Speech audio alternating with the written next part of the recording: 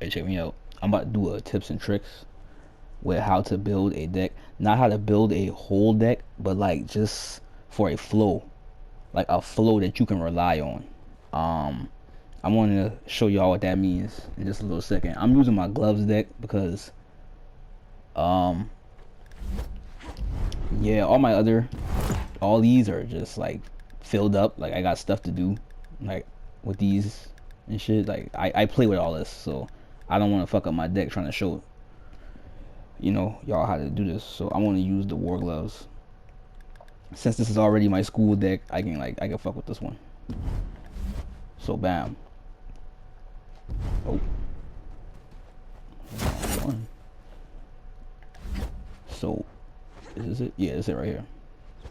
Alright, I'm just gonna get rid of all these real quick. Alright, so this is what I mean when I say make a nice flow right here. Okay, so bam, I'm just gonna bam. Let's put the front kick right here. Okay, the front kick.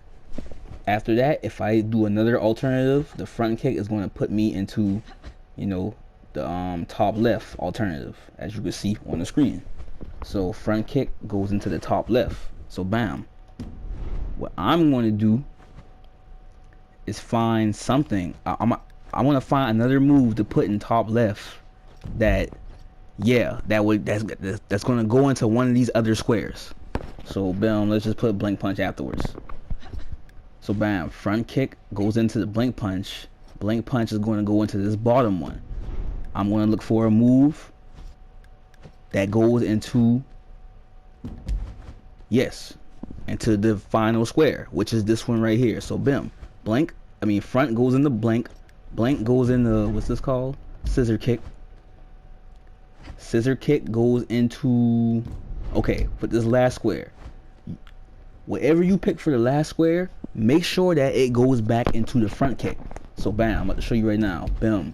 You see? That goes in the blank punch. So I'm not going to use nothing up in this category here. None of these can go, because look, all of that goes into blank punch. All of these go into blank punch. Y'all see what I'm saying? Y'all see where I'm getting at now? So bam. I'm gonna go down and see. Let's see where this one go to. This one goes in the front kick. So that means any of these, you can use any of these moves right here, and it's gonna go back into front kick. See? Y'all see what I'm saying now though? About building a flow. Like, having moves that go into each other is good too, don't get me wrong. You know what I mean? That's good too, but that can get very predictable. So like, sometimes I play with my decks that do this. Front kick, and the blank, and the scissor, and the fast punch. Back in the front kick. So it's front, blank, scissor, fast punch, back in the front kick.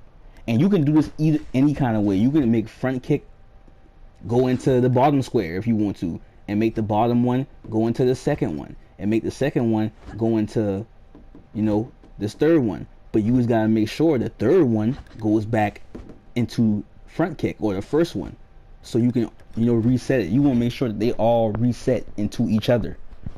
You know what I'm saying? I don't mean to say reset, but you know what I'm saying, like all the moves go into each other, and your very last alternative goes back into your first alternative. It's a real good way to build a deck. It's kind of hard to keep up with, especially if you do your square attacks like that too. I was going to show y'all that with the square, but that takes a lot. That's gonna take too long. You know what I'm saying? I think y'all can see what I'm saying with the alternatives. So I'm gonna go over it again.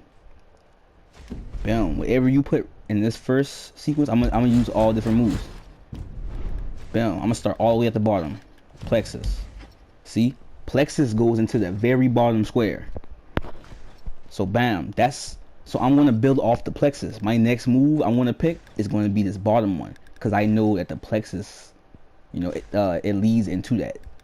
So I'm going to let's pick this one. So bam, plexus in the hook, in the stretch out hook. Stretch out hook is going to send me into the second square. So I'm going to go up there, and I want the second square to put me into this square, because this already puts me into that. I want the second square to put me into this one. So I gotta find the section that does that. It's this one right here. The bottom left is gonna put me into, hold up.